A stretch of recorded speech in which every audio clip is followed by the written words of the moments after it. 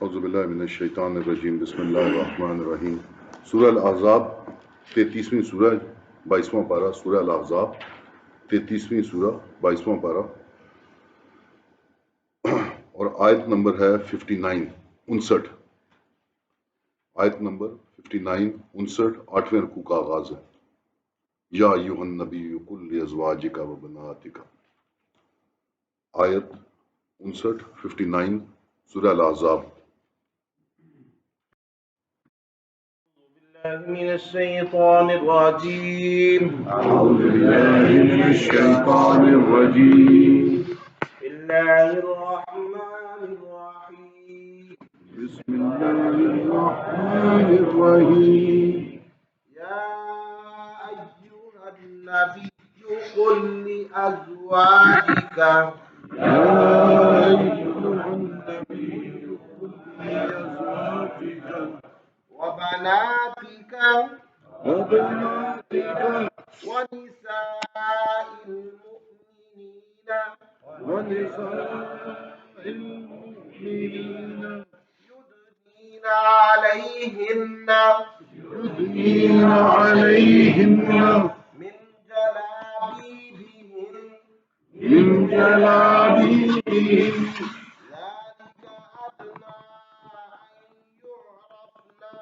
ذلك أدنى أن يعرفن فلا يؤذين وكان الله غفورا رحيما. اعوذ باللہ من الشیطان الرجیم بسم اللہ الرحمن الرحیم لا الہ الا اللہ محمد رسول اللہ اللہ اکبر استغفر اللہ استغفر اللہ استغفر اللہ رب زدنی علما رب زدنی علما رب زدنی علما رب اشرح لی صدری ویسر لی امری واحلل عقدۃ من لسانی یفقهوا قولی الحمدللہ رب العالمین والصلاۃ والسلام علی رسول الکریم دروشی سب ایک بار پڑھنا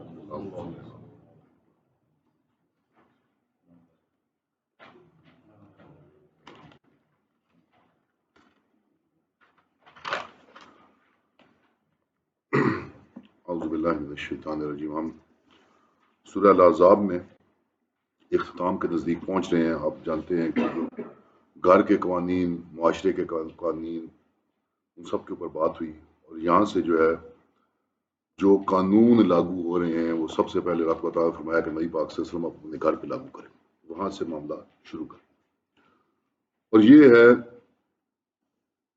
پردے کے بارے وہ معاملات جس کے اوپر بہت ساری بحث ہے ہمارے معاشرے کے اندر. گو کہ اگر آیات کو دیکھا جائے تو میرے اپنے ذاتی خیال میں تو کوئی اس کے اندر شبہ کسی طرح کا بھی نہیں ہے لیکن بہرحال یہ معاملہ جو ہے یہ فقہ کا معاملہ ہے تو اس کے اوپر جو بھی کوئی بہتر رائے دے سکتا ہے وہ فقیہ دے سکتا ہے.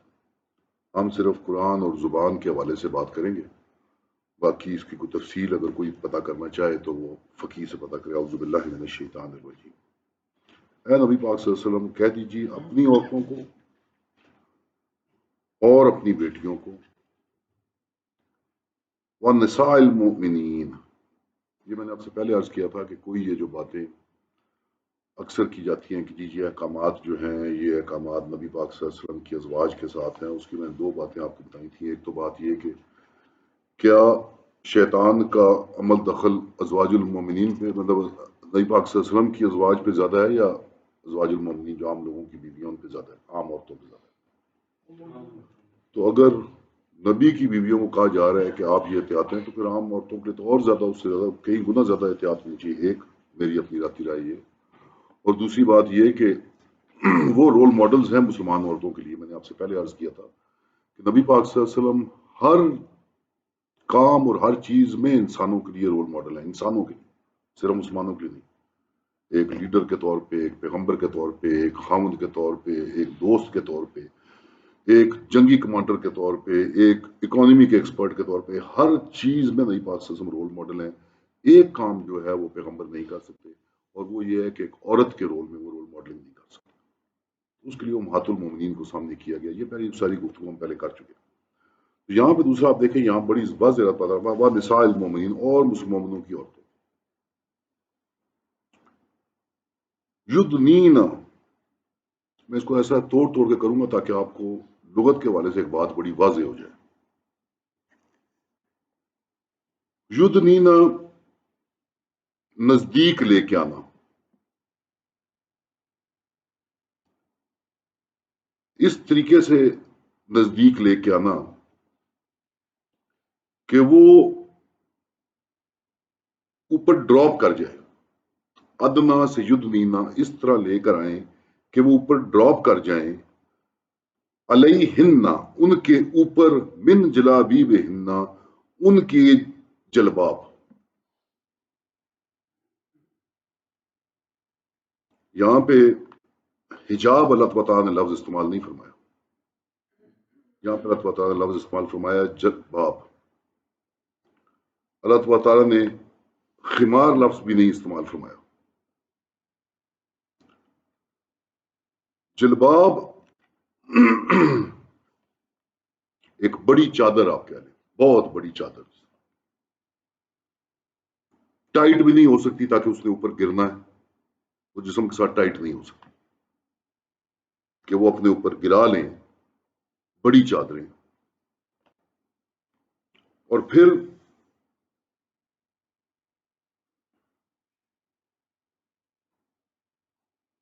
صحابہ کا بہت مختلف اس کے اوپر انٹرپریٹیشن رہی ہے اور مفسرین کی بہت زیادہ. عبداللہ بن سلام چونکہ یہودیوں سے مسلمان ہوئے تھے، یہود کے اندر پردہ جو ہے وہ اور زیادہ اس کے احکامات ہو، تو وہ کہتے ہیں کہ اس طرح چادر لپٹی ہو کہ صرف ایک آنکھ نظر آئے، صرف ایک آنکھ نظر آئے. تو صحابہ کی اپنی اپنی رائے. میں نے آپ سے کہا کہ یہ فقہ کا معاملہ ہے، ہر ایک کا فقہ کا جو اس میں زیادہ انٹرسٹ ہو وہ کسی فقی سے رابطہ کرے. میں صرف لفظوں کے اعتبار سے بات کر رہا ہوں کہ ایسا لباس جو کہ ٹائٹ نہ ہو، لباس کے علاوہ ہو، اس کو نزدیک لے آئے لباس کے علاوہ، اور وہ اوپر گر جائے آپ پہ پورا کا پورا، اور کسی طرح بھی جسم کے ساتھ وہ ٹائٹ نہ ہو. اب آپ دیکھیں جہاں پہ ہم نے اپنا مطلب نکالنا ہوتا ہے، آپ نے اکثر یہ اتفاق ہوا ہوگا جی کہ مقصد یہ تھا کہ کافر تنگ نہ کرے ان کو، یا مشرک منافق تنگ نہ کرے. تو اب ویسٹ کے اندر تو اگر یہ کریں گے، عورتیں یہ کریں گی تو وہ تو دائیں ٹارگٹ بن جائیں گی، تو سارا مقصد ہی خراب ہو جائے گا. اب دیکھیں قرآن کس طرح ہر چیز کی کس طرح حفاظت کرتا ہے، اور جو لوگ سیدھا سوچنے والے ہیں ان کے لیے کتنا آسان ہے. اللہ تعالیٰ نے کیا فرمایا، ذالک ادنیٰ ان یعرفن، اگر وہ سمجھیں، اگر ان کو یہ بات سمجھ آئے تو یہ ان کے لیے بہتر ہے. کسی دوسرے شخص کا ذکر کیا یہاں پہ قرآن میں کہ کوئی تنگ کرے گا، تنگ نہیں کرے گا. اللہ تعالیٰ نے فرمایا کہ ذالک ادنیٰ ان یعرفن، اگر یہ سمجھیں تو یہ ان کے لیے بہتر. اللہ تعالیٰ نے کہیں بھی نہیں کہا کہ اس کا مقصد یہ ہے کہ یہ آگے جا کے جو آیات آ رہی ہیں وہ ایک سب سیٹ ایک علیحدہ شروع ہو رہا ہے.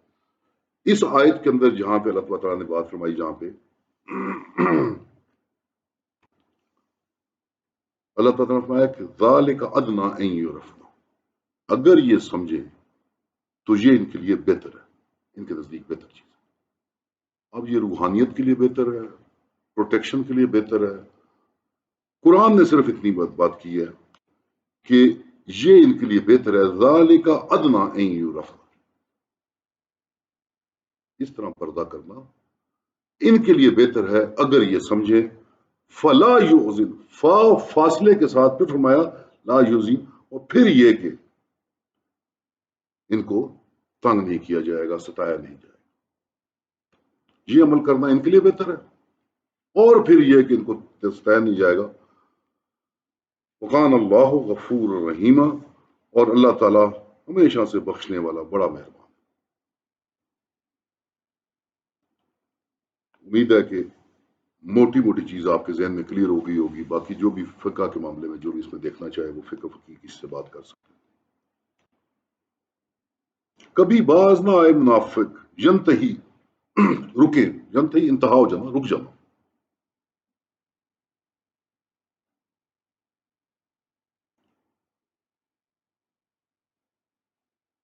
کبھی باز نہ آئے منافق، اور وہ لوگ جن کے دل میں روگ ہے. والمرجفون، رجفہ آپ کو شاید اگر ذہن میں ہو، زلزلے کو کہتے ہیں زلزلہ.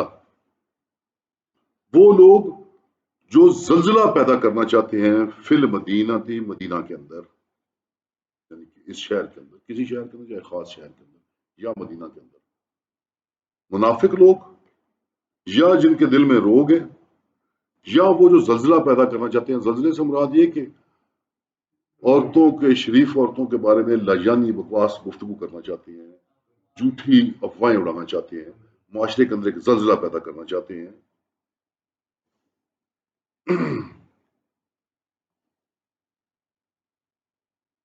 تو لگا دیں گے ہم تم کو ان کے پیچھے.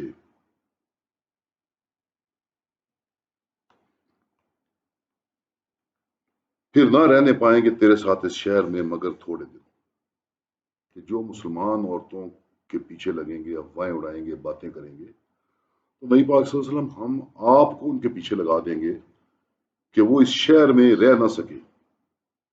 ملعونین، لعنتی، پھٹکارے ہوئے.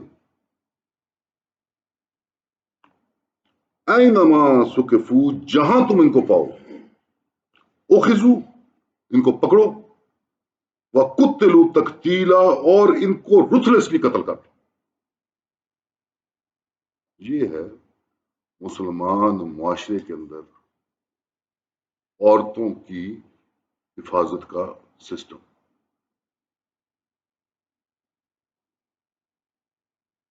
کہ یہ منافق، یہ لوگ، یہ شرارتی لوگ جن کے دلوں میں مرض ہے، اگر یہ باز نہیں آئیں گے مسلمان عورتوں کا پیچھا کرنے میں، ان کو تنگ کرنے میں، یا ان کے بارے میں افواہیں اڑانے کی، تو نبی پاک صلی اللہ علیہ وسلم ہم کو پیچھے لگا دیں گے اور پھر یہ شہر میں رہ نہیں سکیں گے.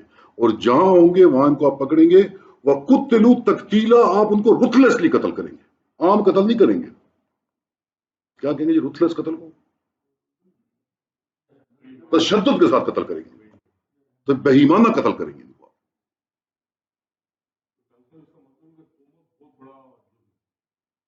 وہ میرے ذہن میں آ رہا جب میں اس کو پڑھ رہا تھا. اگر آپ کو اتفاق ہو تو ابلیس کی مجلس شورا، علامہ صاحب کی بڑی مشہور ایک نظم ہے ابلیس کی مجلس شورا. تو اس کے اندر وہ کہتا ہے الحذر، الحذر آئین پیغمبر الحذر، کہ پیغمبر جو آئین لے کے آتا ہے، پیغمبر جو قانون لے کے آتا ہے، میری توبہ تو میری توبہ.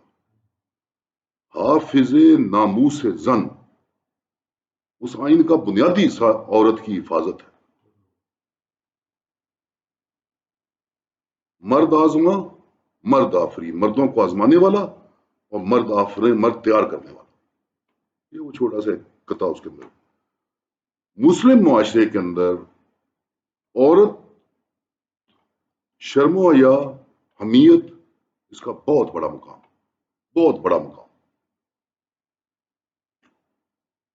تو اس کو اوپر اللہ تعالیٰ نے فرمایا سنت اللہ فی الذین خلو من قبل، یہ قانون، یہ سنت، یہ دستور اللہ کا ہے، پڑا ہے اگلے لوگوں میں. اور تو نہ دیکھے گا اللہ کی چال بدلتے، اللہ کی سنت، اللہ کا قانون، اللہ کا دستور بدلتے ہوئے.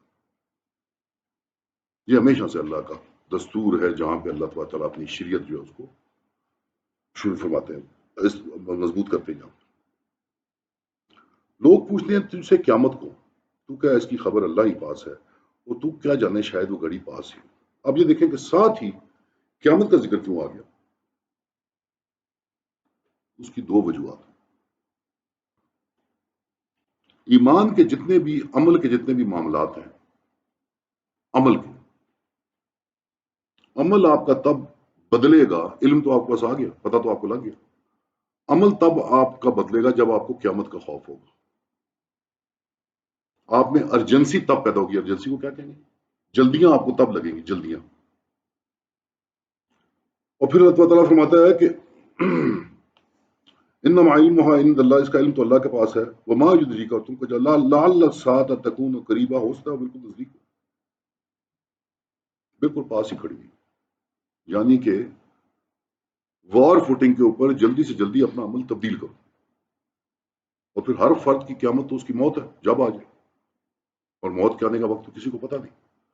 تو اس لیے جتنی بھی احکامات، جو باتیں ہوئی ہیں معاشرتی اور حیا کے معاملے میں اور پردے کے معاملے میں، تو قیامت کو ذہن کے اندر لے کے اور فوراً سے پیش طرح اپنا عمل تبدیل کرو.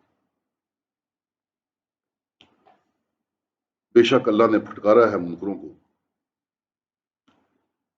اور دکھ ہے واسطے ان کے دہکتی آگ اور رکھی ہے ان کے واسطے دہکتی آگ. راہ کریں اس میں ہمیشہ نہ پائیں کوئی حمایتی اور نہ مددگار. ولی مطلب ایسا دوست جو پروٹیکٹو دوست ہو جو آپ کی حفاظت بھی کرتا ہو اور نصیر مدد کرنے والا. میں کہوں کہ کوئی ایسا کوئی اس میں نہیں ملے گا. جس دن اوندے ڈالے ان کے منہ آگ میں کہیں گے کس طرح ہم نے کہا نہ مانا کہا ہم نے کہا مانا ہوتا اللہ کا اور کہا مانا ہوتا رسول کا. یہ بڑی ایک عجیب انداز ہے. تکلب قلب کو کہتے ہیں سر گھومنے والا پھرنے والا. یعنی جب ان کو گھمایا جائے گا آگ کی اس آگ کے اندر تو پھر آپ دیکھیں یقولون اس وقت کہیں گے. یہ پورا ایک منظر کشی قرآن نے کی ہے. یا لیتنا ہائے کاش یا لیتنا اتانا کاش ہم پیچھے چلے ہوتے اللہ کے واتانا الرسول. رسول کو لمبا کر کے پوری نقشہ کشی کی ہے کہ کس طرح تکلیف میں کہیں گے ہائے کاش ہم نے اللہ کی مان لی ہوتی کاش ہم نے رسول کے پیچھے چلے ہوتے. اور پھر کہیں گے اے رب ہم نے کہا مانا اپنے سرداروں کا. سعادت نا سید سے جمع ہے سعادت اور اپنے بڑوں کا. پھر انہوں نے چوکا دی ہم سے راہ کہ ہم اندھا دھند چلتے رہے اپنے لیڈروں کے پیچھے. میں نے آپ سے لیڈر سے پہلے بھی عرض کیا تھا کہ 3 بڑے لیڈر ہوتے ہیں در پردہ یا بین السطور. سیاسی لیڈران مذہبی لیڈران اور روحانی لیڈران. یہ 3 بڑے لیڈران ہوتے ہیں بائی اینڈ لارج جن کے پیچھے معاشرہ چلتا ہے. یا سیاستدانوں کے پیچھے چلتا ہے یا جن کو آپ مولوی کہتے ہیں ان کے پیچھے چلتا ہے یا جن کو آپ پیر فقیر کہتے ہیں ان کے پیچھے چلتا ہے. کہ ہم جو اپنے لیڈروں کے پیچھے چلتے رہے ہیں آخر میں مروا دیا ہم نے. کاش ہم نے اللہ اور اس کے رسول کی مانی ہوتی. اے رب ان کو دے دونی مار اور پھٹکار ان کو بڑی پھٹکار. کیونکہ یہ ہمارے رول ماڈل تھے لہذا آپ ہمیں گمراہ کرنے کی وجہ سے ان کو ڈبل سزا دیں اللہ تبارک و تعالیٰ. اب میرا سوال آپ سے یہ ہے فردن کیا ہم سب اپنی اپنی جگہ کسی کے لیے رول ماڈل ہیں کہ نہیں؟ ہر شخص اپنی اپنی جگہ کسی کے لیے رول ماڈل ہے کہ نہیں؟ باپ اپنی اولاد کے لیے رول ماڈل ہے کہ نہیں؟ دوست اپنے دوستوں کے لیے رول ماڈل ہے کہ نہیں؟ بڑا بھائی چھوٹے بھائیوں کے لیے رول ماڈل ہے کہ نہیں؟ ہر کوئی ایک خاص حیثیت میں لیڈر ہے. لہذا ہمارا باتھ روموں میں بازار کے اندر گھومتے پھرتے لوگوں سے ملتے جلتے مجلسوں میں بیٹھتے ہوئے ہمارے رویے میں کتنی ذمہ داری کا احساس ہے وہ ہم خود اپنے اپنے گریبان میں جا کے دیکھیں. اور ہم رول ماڈل ہیں ان کے لیے جو ہمیں دیکھ رہے ہیں.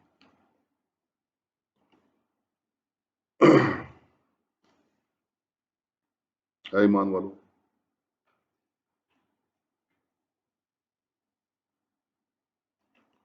تم مت ہو ایسے جنہوں نے ستایا موسیٰ کو پھر بے عیب دکھایا اس کو اللہ نے ان کے کہنے سے اور تھا اللہ کے ہاں آبرو رکھتا. ان اللہ وجیہ. کہ کس طرح آپ دیکھتے ہیں بنی اسرائیل آپ جانتے ہیں جب گائے کا معاملہ آیا تو کتنا تمسخر بنایا انہوں نے باتوں کا. جب لڑائی کا معاملہ آیا تو حد سے ہی گزر گئے کہ ہم تو بیٹھے ہیں تم اور تمہارا خدا جا کے لڑو. اور بے شمار گنتی نہیں ہے ان کی جو موسیٰ کے ساتھ تمسخر کی ہے. مفسرین نے ایک خاص واقعہ اس کے اوپر لکھا ہوا ہے. اہل کتاب میں سے ہے وہ. میں اس کے اوپر زیادہ روشنی ڈالنے کی ضرورت نہیں سمجھتا.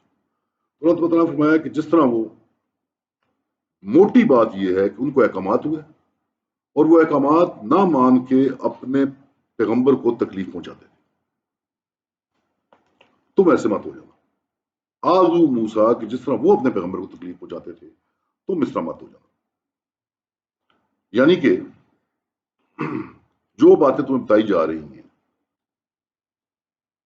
جو باتیں تمہیں اس صورت کے اندر سمجھائی جا رہی ہیں اگر تم ان پر عمل نہیں کرو گے تو تمہارے پیغمبر کو تکلیف ہوگی. وہ یہودی جو اپنے آپ کو بڑا نوبل اور خاص کہتے تھے جی ہم تو بڑی پہنچی ہوئی قوم ہیں باقی جنٹائلز ہیں اور فلاں ہیں ان کو اللہ تعالیٰ نے بتایا کہ تم کو اتنے نوبل کو اتنے پہنچے ہوئے نہیں ہو. تم نے اپنے پیغمبر کو بہت زیادہ اذیت دی. مسلمانوں کو بتایا کہ یہ چیز سامنے رکھو اور تم اپنے پیغمبر کے لیے اذیت کا باعث مت ہو جانا ان باتوں پہ عمل نہ کر کے۔ اس کے بعد یہاں سے بڑی خاص آیات شروع ہو رہی ہیں۔ آپ جانتے ہیں کہ یہ آیت جو ہے اعوذ باللہ من الشیطان الرجیم یا ایھا الذین آمنوا اتقوا اللہ وقولوا قولا سدیدا، یہ بڑی خاص آیت ہے اور آپ جانتے ہیں کہ یہ نکاح کے خطبے میں پڑھی جاتی ہے۔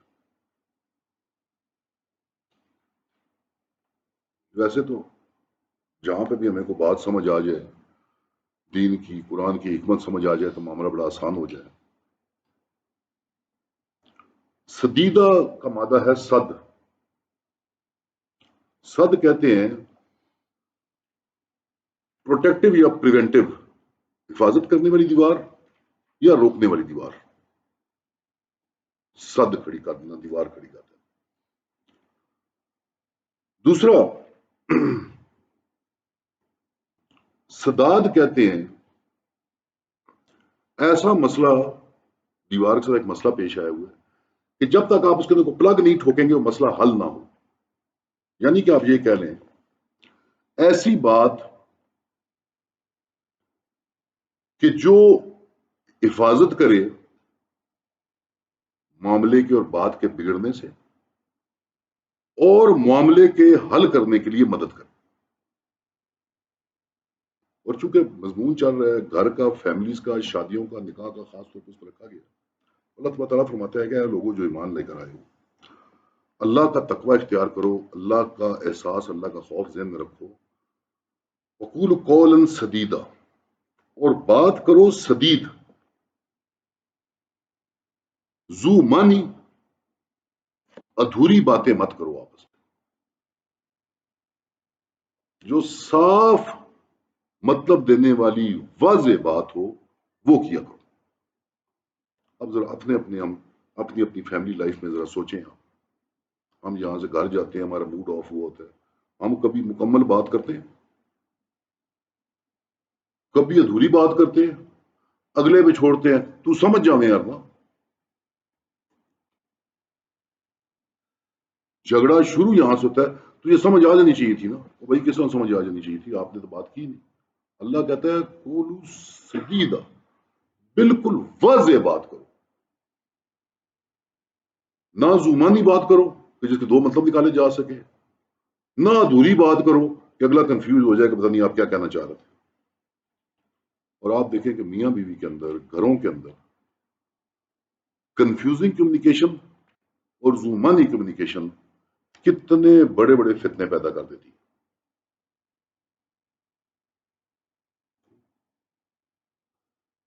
اس لیے اللہ تعالیٰ فرماتا ہے کہ جو بات بھی ہوتی ہے اس کو واضح طور پہ سپیل آؤٹ کر دیا کرو، واضح بات کیا کرو، گول مول بات مت کیا کرو، ادھوری بات مت کیا کرو، زمانی باتیں مت کیا کرو۔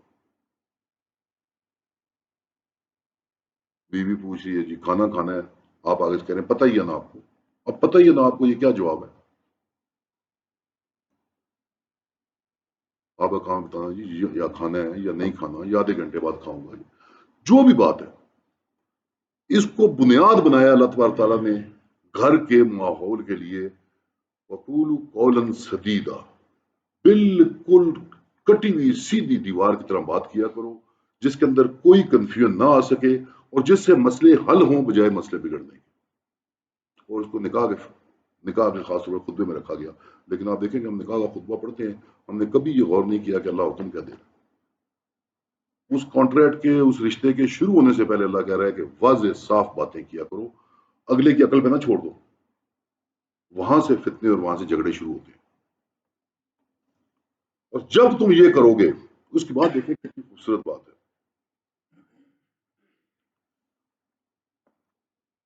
یصلح لکم اعمالکم، کہ سنوار دے گا پھر تمہارے کام اور بخشے تم کو تمہارے گناہ، جو کوئی کہے پر چلے اللہ اور اس کے رسول کے، اس نے پائی بڑی مراد۔ کہ جب تم سیدھی واضح بات کرو گے تو اللہ تمہارے معاملات سنوار دے گا، بگڑیں گے نہیں، تمہارے کانٹریکٹ، تمہارے تعلقات اللہ سنوار دے گا اگر تم چلو اللہ کے کہنے پر اور اس کے رسول کے۔ فقط فاز فوزا عظیمہ، اور یہ اس نے بہت بڑی مراد پانے والی بات ہے۔ یہ مت سمجھو کہ تمہاری واضح اور صاف بات کرنے سے معاملات بگڑ جائیں گے، بلکہ اللہ خود ٹھیک کر دے گا تمہارے معاملات اگر تم صاف سیدھی واضح بات کرو گے۔ پھر اس کے بعد یہ آیت ہے جی بڑی غور طلب، اور اس آیت کے اوپر بہت کچھ لکھا گیا ہے، آیت ہے بھی تھوڑی مشکل۔ ہم نے دکھائی امانت آسمان کو اور زمین کو، ہم نے پیش کی امانت آسمان اور زمین کے سامنے اور پہاڑوں کو، پھر سب نے قبول نہ کیا کہ اس کو اٹھاویں، اور اس سے ڈر گئے، اور اٹھا لیا اس کو انسان نے، یہ ہے بڑا بے ترس نادان۔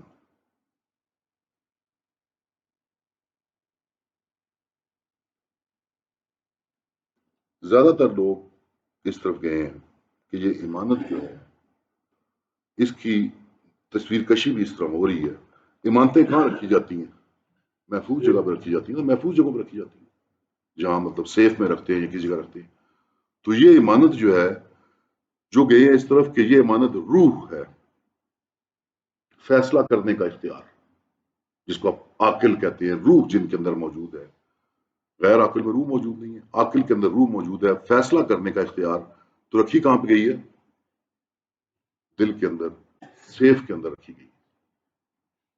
وہ کہتے ہیں کہ یہ اس نے رکھ لی۔ اور کچھ کہتے ہیں کہ وہ ہے قرآن، کچھ رائے یہ ہے کہ یہ قرآن۔ دونوں کو دیکھ لیتے ہیں۔ جب یہ انسان نے یہ چیز قبول کر لی، فیصلہ کرنے کا اختیار قبول کر لیا، تو اس نے بہت ہی زیادہ بے ترسی اور نادانی کا ثبوت دیا۔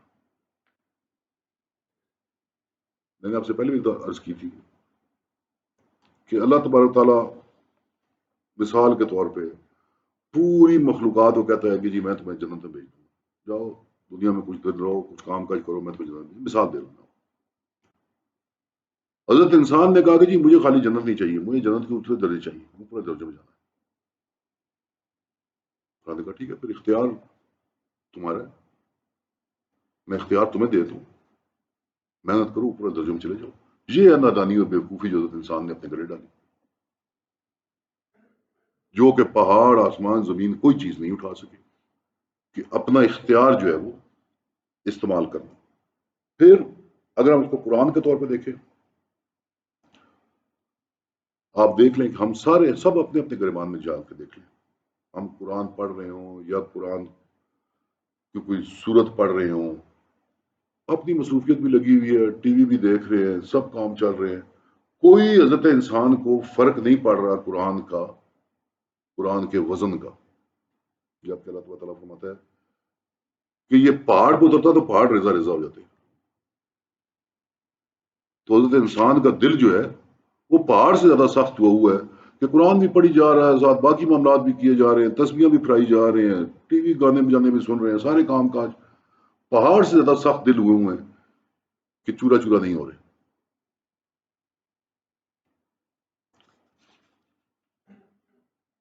تا عذاب کرے اللہ منافق مردوں کو اور عورتوں کو، شریک والے مردوں کو، شریک والی عورتوں کو، اور معاف کرے اللہ ایماندار مردوں اور عورتوں کو، اور ہے اللہ بخشنے والا مہربان۔ جب انسان نے وہ امانت لے لی اور پھر اس امانت کا حق ادا نہیں کیا، چاہے وہ منافق مرد اور عورت بن گئے، چاہے وہ مشرک مرد اور عورت بن گئے، اس امانت کا حق ادا نہیں کیا، تو اللہ تعالیٰ نے فرمایا کہ پھر ان کے عذاب پکا ہو گیا۔ اور جب قرآن کی ان آیات نے یا ذمہ داری کے احساس نے آپ کے دل کو پکڑ لیا، تو جب یہ آیتیں آپ کے دل کو پکڑ لیں گی تو کیا سکھائیں گی؟ آپ کو توبہ کرنا سکھائیں گی، اللہ کی توحید سکھائیں گی، توبہ کرنا سکھائیں گی۔ اور جب توبہ کرنا کریں گے تو پھر فرمایا کہ لَوَيَتُوبُ اللَّهُ عَلَى الْمُؤْمِنِينَ وَالْمُؤْمِنَاتِ، ایمان جن کے دل میں پہنچ جاتا ہے، جو توبہ کرتے رہتے ہیں اللہ تبارک و تعالیٰ سے، تو اللہ تبارک و تعالیٰ ہمیشہ معاف کرنے والا ہے۔ تو کیا سمجھ آئی ہمیں کہ توبہ اور مغفرت کا تعلق، اس بات کو ذہن میں رکھیے گا، توبہ اور مغفرت کا تعلق دو چیزیں جو ہماری سامنے آئی ہیں ان کے ساتھ ہے، یا تو روح کو پاک کرنے کے ساتھ، ٹھیک اختیار استعمال کرنے کے ساتھ، یا قرآن کے ساتھ جڑنے۔ آخر دعوانا الحمدللہ رب العالمین۔ میں سمجھتا ہوں کہ یہ ہمارے فورم کی ایک ذمہ داری بھی ہے۔ اللہ تبارک و تعالیٰ نے کچھ چیزیں بڑی واضح کی ہیں اپنے دین کے اندر۔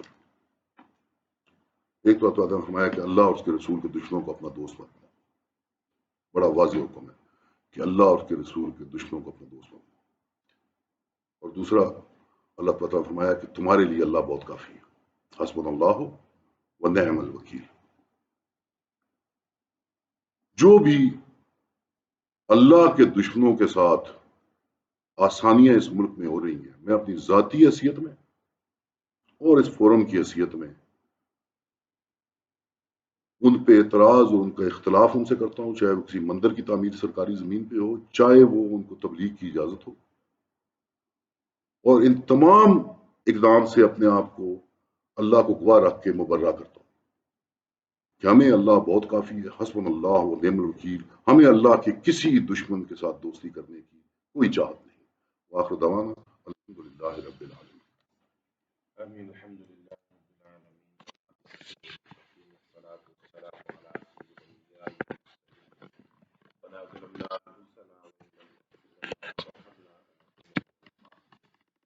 ولا تحرمنا